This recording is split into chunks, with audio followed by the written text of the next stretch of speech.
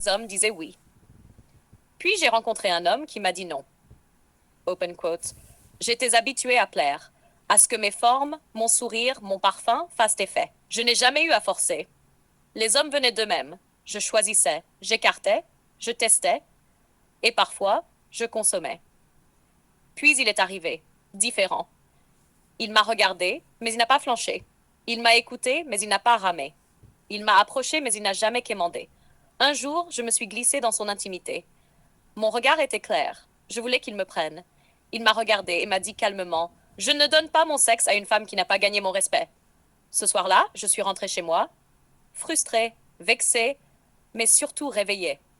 Voici un témoignage fictif, mais percutant, d'une femme qui a compris, parfois brutalement, que les hommes ne sont plus les mendiants du sexe, mais bien les gardiens. Ce témoignage peut être intégré dans une provocante et mérite un décryptage sérieux. Voici plusieurs angles d'analyse possibles, selon le contexte dans lequel tu veux l'utiliser: sociologique, relationnel, biologique, éthique ou polémique. Décryptage.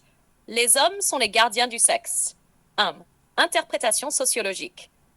Traditionnellement, on dit souvent que les femmes sont les gardiennes de l'accès au sexe. Elles décident quand et avec qui, tandis que les hommes sont les gardiens de l'engagement. Ils décident s'il y aura relation longue ou mariage. Mais renverser cette idée et dire les hommes sont les gardiens du sexe, c'est pointer un phénomène croissant. Les hommes reprennent le contrôle sur leur sexualité, ne se jettent plus sur tout ce qui bouge.